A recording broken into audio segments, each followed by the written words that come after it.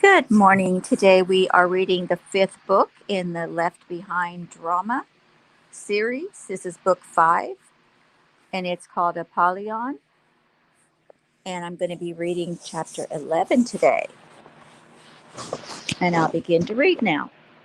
Rayford and Ken sat silently during the bizarre telecast from Israel, where it was not yet 9 o'clock, as they streaked toward the Middle East Friday night. Still on schedule to touch down at midnight, Rayford said. Oh, sorry, Ken. I didn't mean to wake you. Ken massaged his eye sockets with his thumb. Wasn't really sleeping, he said. Just thinking. If everything Ben Judah says is true, we're soon going to spend half our time just trying to stay alive. What are we going to do when we can't buy or sell because we don't have the mark? Like Tyson said, we have to start stockpiling now. You realize what that means. We're going to be a whole separate, like invisible society of believers. There may be a billion of us, but we're still going to be in the minority, and we're still going to be as criminals and fugitives. Oh, don't I know it? We won't be able to trust anyone with the other mark. Don't forget, there'll be a lot of people with neither mark. Ken shook his head. Food, power, sanitation, transportation, all controlled by the GC. We'll be scrambling around, scratching out an existence in a huge underground black market. How much money have we got? The Trib Force? Not much. Buck and I made good salaries, but that's gone. Tyson and Chloe have no sources of income either. We can hardly expect Mac and David to have to worry about us, though I'm sure they'll do what they can. I haven't talked to Floyd about any reserves he might have had. I have a good bit stashed away. So do Buck and I, but nothing like we're going to need for aircraft and fuel, let alone survival. This ain't going to be pretty, is it, Ray? You can say that again, but please don't. Ken pulled a yellow legal pad from his flight bag. Rayford noticed the pages were dog-eared with handwriting on more than half of them. I know we never signed anything or made any pledges when we joined, Ken said, but I've been doing a lot of thinking. I was never one for socialism or communism or even communal living, but it seems to me we're going to be pretty much a commune from now on. In the New Testament sense, like Tyson says, right, and I don't know about you, but I don't have a problem with that. Rayford smiled. I've learned to believe the Bible completely, he said, if that's what you're asking. I don't know what you're going to do about future members and all that, but we may have to get formal about giving everything we have to the cause. Rayford pursed his lips. So far, that had not been an issue, sort of like asking everybody to make all their resources available to everybody else. If they're serious about joining, I'm willing, and I know Buck and Chloe and Tyson would be. It's just that we bring relatively little materially. Between Buck and me, we wouldn't have more than $500,000. That used to sound like a lot, but it won't last long, and it won't finance any of offensive against Carpathia. You'd better get that converted to gold and fast. Think so? I'm 90% precious metal, Ritz said. As soon as we went to 3 currencies, I could see what was coming. Now we're down to 1, and no matter what happens, I've got a tradable commodity. I got absolutely obsessed with saving when I turned 40. Don't even know why. Well, I mean, I do now. Tyson believes God works in our lives even before we acknowledge Him. For almost 20 years, I've been living alone and running charters. I've been a miser, never owned a new car, made clothes for years, wore a cheap watch, still do. I don't mind telling you, I've made millions and saved almost 80% of it. Rayford whistled through his teeth. Did I mention the annual dues for being a member of the Tribulation Force? You joke, but what else am I going to do with millions worth of gold? We've got, what, less than 5 years left? Vacations seem frivolous just now, wouldn't you say? Bottom line, Ray, I want to buy a couple of these Gulf Streams. Then I want to put in an offer on Milwaukee. The airport? It's virtually a ghost strip now, anyway. Owner tells me I run more flights out of there than anybody. I know he'd like to sell, and I'd better do it before Carpathia makes it impossible. The place would come with several small planes, a couple of choppers, fuel tanks, tower sundry equipment. You have been thinking, haven't you? Ken nodded. About more than that, too. He held up his notepad. This here's filled with ideas farming, co ops, a sea harvesting operation, even private banking. Ken, back up. Sea harvesting? I read about Carpathia doling out royalties to his 10 guys, the 10 kings, Tyson calls them, for the right to harvest their waterways for food and oil. And I got thinking they were onto something. He could easily shut down somebody's farm, bomb it, raid it, burn it, confiscate equipment, all that. But how can he patrol all the oceans? We get believers who have fishing experience and equipment. I'm talking about commercial guys here. And we provide them a market of millions of saints. We somehow coordinate this, help process the shipping and billing, take a reasonable percentage, and finance the work of the tribulation force. Rafer checked his settings and then turned to stare at Ken. Where do you come up with this stuff? Thought I was a clod kicker, didn't you? I knew better because Mac likes to play that role and he's smart as a whip. But do you have background in this, or you wouldn't believe me if I told you? I'd believe anything right now. London School of Economics. Now you're putting me on.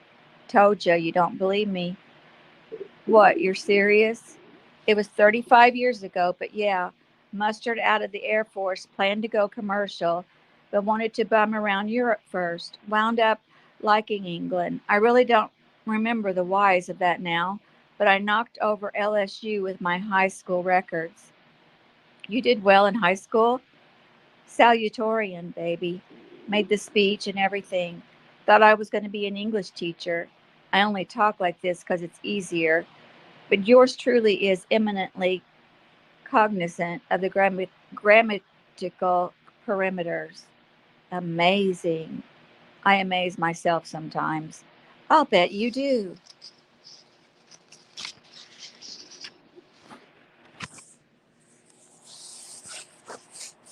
The departing crowd seemed festive, but Buck could not see his party and didn't want to lose sight of Tyson.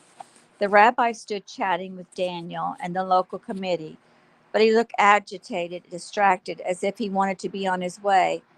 Buck scanned the stadium, especially the reserve section, but he didn't see any of the five he was looking for.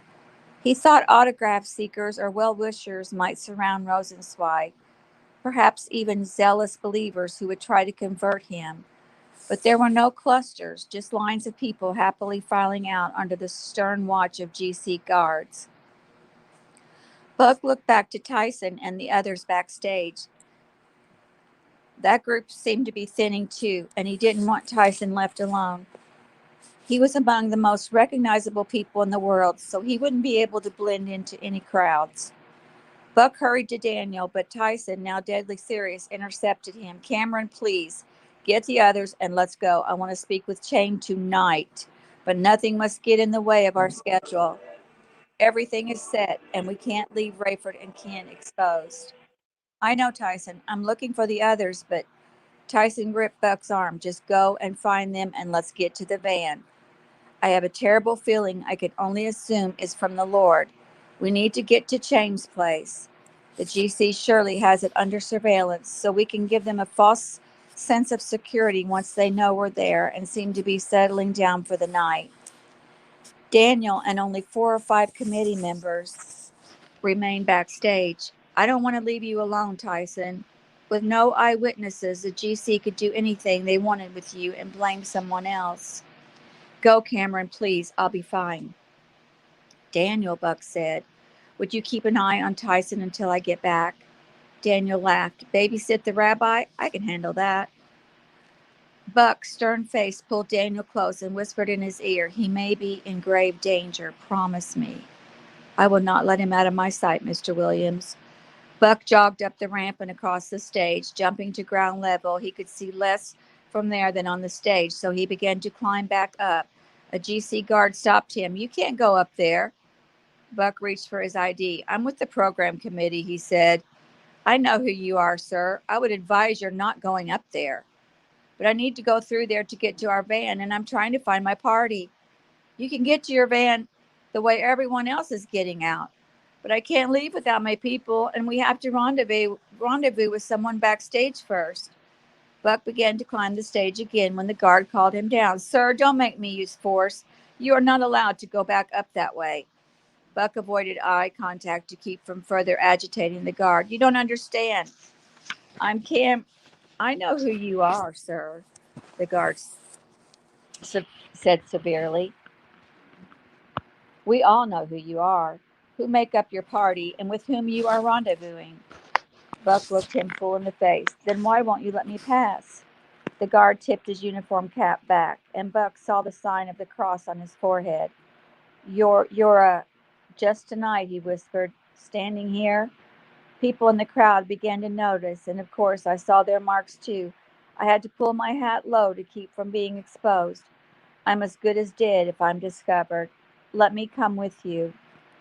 "But you're in a strategic spot. You can affect so many things." "Fellow believers will not give you away. They'll know what you're doing. Is Tyson in danger?" The guard raised his weapon at Buck. "Move along." He barked, then lowered his voice again. "Your party is already in the van. Snipers are waiting for a clear shot of Ben Judah backstage. I doubt you could get him out." "I have to," Buck hissed. "I'm going back there." "You'll be shot." "Then fire at me out here. Draw attention. Yell for help. Do something." "Can't you call him?" "He doesn't carry a phone, and I don't know the MC's number." "Do what you have to do, but I'm going. My job is to keep everyone away from backstage." Buck pushed past him and took the steps 2 at a time. From behind, he heard the guard yell, "Wait, stop. Assistance!" As Buck reached the stage, he stole a glance back to see the guard on his walkie-talkie. Then, cocking his weapon, Buck dashed backstage and headed straight for Tyson, who stood precariously with only Daniel now. Daniel saw Buck and moved away, as if his job was over. Buck was about to scream at him to stay close when gunfire erupted. Tyson and Daniel immediately went down, as did a few stragglers several feet away. GC guards ran for the stage at the sound of the gunfire. Buck rushed to help Tyson up. "Daniel, help me get him into the van." They shouldered through panicky people and out to the Mercedes. Outside, people screamed and pushed to get as far from the stadium as they could. The back door and the back seat side door stood open. Buck jumped in the back as Daniel pushed Tyson in and shut the door. They all kept their heads below window level until Stefan pulled out onto the street. From inside the stadium came the pop, pop, pop of more shooting, and Buck could only pray that the GC was not taking out its frustrations by creating more martyrs. Tyson wept as he watched the crowd sprint from the area. "This is what I feared," he said, "bringing these people into the enemy camp, leading them to the slaughter." Chaim was silently quiet. He neither spoke nor seemed to move. He sat facing straight ahead. As a traffic light, he seemed distracted when Stefan took his hands off the wheel, made fists with both hands, and shook them before his own face as if celebrating. Chaim glanced at him and looked away. The light changed, but a GC guard still held the traffic, letting a line go from the other way. Stefan took the moment to turn the rearview mirror toward himself. He pushed his hair back and stared at his forehead. Chaim looked at him with a bored expression. "You can't see your own, Stefan. Only others can see yours." Stefan turned away in his seat. "Well," he said. "Yes," Chloe said, and Tyson nodded. Stefan tried to shake hands with everybody behind him, and Chaim raised both hands in resignation. shrugging and shaking his head. I won't know for sure unless it happens to me. Buck saw GC guards running toward the intersection. Go, Stefan, he said. Stefan turned back to see the traffic director still holding him. But trust me, Stefan, go now. Stefan stepped on the accelerator and the Mercedes shot forward. The guard stepped in front of it with both arms raised, but leaped aside as Stefan bore down on him. Get us to James as fast as you can, Buck said. Stefan rose to the challenge. So, Ken, Rayford said, as an economics expert, do you still trust the banks? I didn't trust the banks before Carpathia came to power. Where'd you stash your bullion then? Some bullion, mostly coins. Who's got change for a brick of gold? Rayford snorted. Who's got change even for a gold piece? You'd have to buy at a store to keep from getting hundreds in a change.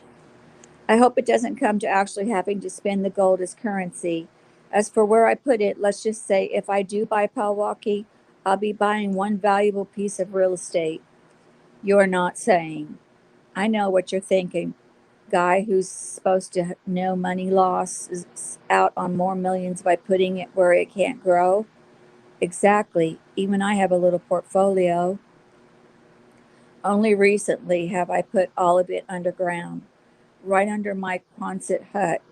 For years I stored only the gain. After the rapture, which I knew only as the disappearances then, I could see what was going to happen to the economy. Ken laughed. What? I thought I'd lost it all in the earthquake. Dang near killed myself going after it. My stash, that is. Ground was all broke up, and my bullion and boxes of coins slipped through one fissure and wound up 20 feet lower, and I'd buried them.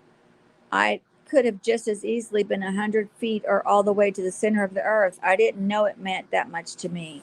I honestly didn't. Digging through that cave is in what was about the dumbest thing a man could do after a quake, all those aftershocks rumbling and such. But I was in such a state that I figured if I couldn't find my gold, I might as well die anyway. I'd be buried and underground either way. I found it, and I was like a school kid who found his long lost marbles. That's when I knew I had it bad. Started gathering that from your son in law. How? I thought he'd got religion, and while I didn't buy any of it, I didn't argue that he sure had different priorities than me or anybody else I knew. I mean, I knew he'd bought the whole package, that was for sure. My future was tied up in the security of my assets. His whole life was trusting in Jesus. Man, that sounded stupid, but he wore it well. I envied him. I really did. After that earthquake, I wound up in the hospital with my brains about hanging out, and all I could think of was that I could not picture the Williams kid scratching through the rubble for his possessions. Then he showed up and was off on another of his wacky capers. I wish this was just a caper, Rayford said. No matter how you slice it, this is going to be a long night. Should we put down Greece or Turkey instead of trying to go all the way back tonight?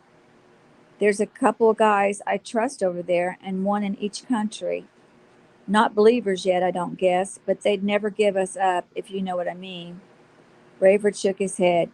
We get enough fuel. I'd just as soon scoot all the way back. Your call. As Stefan pulled into James' complex, the old man asked Stefan in Hebrew to say something to Jonas, the gateman. When Jonas also responded in Hebrew, Buck asked Tyson what they were saying. The rabbi put a finger to his lips. Later, he said. Inside, they watched the coverage and commentary on TV while one by one, so as not to be obvious, Tyson, Buck, and Chloe slipped away to pack.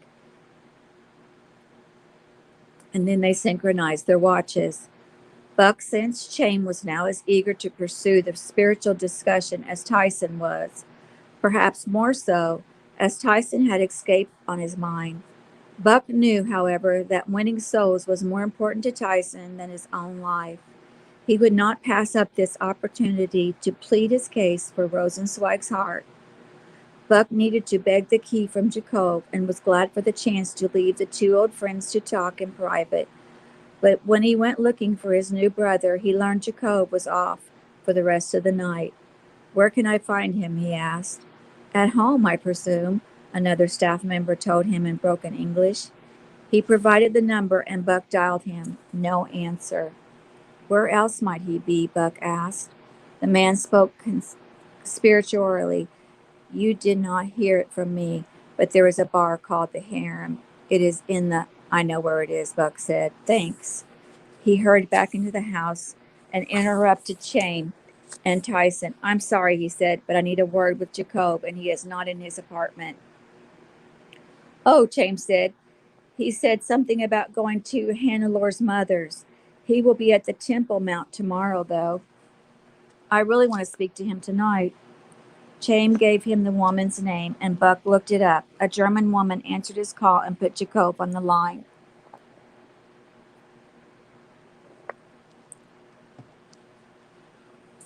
It will be hard for me to get away tonight, Mr. Williams, he said. Hannelor's mother is not taking this well, and we have agreed to stay and talk about it. Please pray for us. I will, but Jacob, I need that key. Key? The one you've having duplicated for Dr. Rosenzweig. He needs it sooner. I need it, and I need you to trust me enough not to ask why.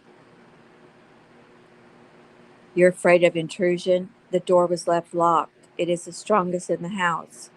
I know. I need it, Jacob. Please. I don't even have it. I left it with Stefan. I am working tomorrow, but I am off again Monday. He said he would get it copied then. And where does he live? Near the stadium. But I saw on the news they are allowing no traffic into there tonight. We've been watching, and I didn't see that. It was just on. A global community guard was murdered right after the meeting. That must have been the shooting we heard. The GC is looking for the killers. They believe it was done by one or more of the witnesses at the meeting. Jacob, listen to me. I told you what the shooting was about. But you didn't say a guard was shot. Were some of the witnesses armed? Maybe they were protecting you when they thought the guard was really shooting at you. Oh, please, God, I hope not. You never know, my friend. Anyway, you will not get into Stefan's neighborhood tonight without being stopped, and you know they will recognize you. Jacob, I need a favor. Oh, Mr. Williams, I want to help you, but I cannot go to Stefan's tonight. We are trying to convince my mother-in-law that this whole thing was not Stefan's idea. She has always hated him, blaming him for everything bad I have ever done. Now she is saying she wishes he and I were still drunks and not crazy religious people, enemies of the potent. She is threatening to take Hannelore from me. I just need you to not mention to Dr. Rosenzweig that I asked for the key.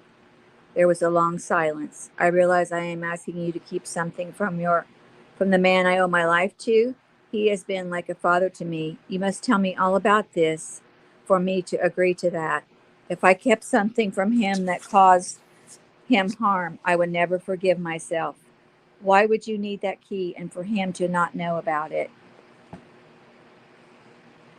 Jacob, you know he is not a believer yet. I know, but that does not make him our enemy. I pray I will be the one who gets to preach to him, and yet the rabbi himself is Dr. Rosenzweig's friend. He is not our enemy, Jacob, but he is naive. Naive? I do not know that word. He is still a friend of the potent. He doesn't know better yet. That's what I mean by naive. If we use that key to slip away early, before the GC knows we're gone, we cannot risk that he might say something to Nikolai or his people. Jacob was silent another moment. I did not know what I was getting into, he said finally. I would never go back, and I do believe, but I never thought I would have anything to do with fighting Nikolai Carpathia. Jacob, can you get word to Stefan? And I desperately need the key. Maybe he could sneak out and bring it. He is known in that neighborhood, and it would not be unusual for him to come to work even at this hour, would it? I'll try, but now you have two who must keep your secret. Will he? I believe he will. But what will Dr. Rosenzweig think when he knows we helped you escape and never told him? Buck thought about suggesting that they tell Rosenzweig the tribulation force threatened him, but it was one thing he decided to use any and all means to deceive Carpathia and his minions. It was another to start lying to the man they were trying to reach for God. Buck looked at his watch. It was nearly 11. The odds were against Stefan getting to him in time anyway. Jacob, can we break through that door? Not easily, Mr. Williams. I need to go. Rayford was an hour outside Jerusalem Airport, casually checking in with towers along the way. Who would pick him up on the radar screens anyway? He identified his craft by type and call numbers only, and no one called more details. ETA Jerusalem Airport for refueling at 2400 hours, he said. 10-4 golf, over and out. He dialed Chloe. Everything a go, hun? We're a little squirrely here, Dad. I won't bore you with the details, but stay on track. Somehow we'll be waiting on the roof at 12:30. I can't wait to see you, sweetheart. I miss you too, Dad. I'll call if we have a problem. Ditto Ken will be in the bird, so I'll see you on board the Gulfstream. Buck lightly tapped on the door when Tyson and James sat talking quietly but animately. Tyson gave Buck a look as if he really picked the wrong time to intrude. I'm very sorry, gentlemen, but Tyson, I need a word. Not at all, Rosenzweig said. I need a moment myself. Let me leave you. I want to ask your wife if she would like to ride with me tomorrow to the Temple Mount. Jacob and I are going a little later. He stepped back past Buck, smiling but clearly distracted. Buck apologized to Tyson. Buck, I know our time is short, but he is so close. Close enough that we can trust him. Buck brought Tyson up to date. Tyson reached to turn the TV back on. On the screen appeared the face of the very GC guard who had fired over Buck's head, intentionally missing. Beneath his photograph were the years of his birth and death. I got him killed, Buck said, his throat constricted.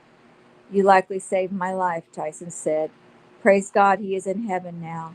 Buck, I know this is hard, and I never want to grow callous to the high price we are called to pay. No one would put much stock in our futures now. I don't know how long the Lord will spare any of us to do his work, but I fear if we let Carpathia hurt or kill or even detain any of us tonight, it will be a terrible blow to the cause. You know, I don't care about my own life anymore. My family is in heaven, and I long to be there too. But I don't believe God would have us die needlessly. There is so much to do. Yes, we must confide in Chaim, I'm afraid. He asked the gateman if his video surveillance equipment was running. The man told him not until midnight, as usual, and Chaim told him to turn it on now. A wave of panic hit Buck on his gut. Might the camera have picked him up the night before? We'd have to tell him, then, Buck said. If his security people hear a chopper and see it's GC, they won't know what to do. That's what we want, Cameron, just enough confusion to get going. Surely they won't fire on a helicopter that looks like Carpathia's own. But it wouldn't be long before they called to ask about it, and the GC would know we had used one of their machines. How can we convince Chaim without making him think we're overreacting? He was there tonight, Buck, and you should hear his reaction. I'm telling you, he's close. What's holding him back? His admiration and love for Carpathia. Buck grunted. Then let's tell him what Rayford heard on the Condor 216. About me, you mean? And about him. Will he believe it? That's up to him, Tyson. It will go against everything he believes and feels about Carpathia. So be it. It was pushing midnight when Rayford entered Israeli airspace on schedule. He checked in with the Ben Gurion Airport in Tel Aviv, then was cleared for landing at Jerusalem Airport for refueling. It's been a while since I've been this scared, he said. Really, Ken said, this kind of terror is becoming a weekly occurrence for me. Rosenzweig rejoined Buck and Tyson with Chloe in tow. She was in her pajamas and robe, drawing a confused stare from Buck. Dr. Rosenzweig is insisting I get my rest for the baby's sake, she said. Can't argue with that. I just came to say good night. Buck knew she would race back to change, but he said, stay with us a minute, hon. We need to tell Chaim something, and you may need to corroborate it with what you have heard from your dad. And that's the end of chapter 11. Next, we'll be reading chapter 12. Thank you for joining me and have a wonderful day.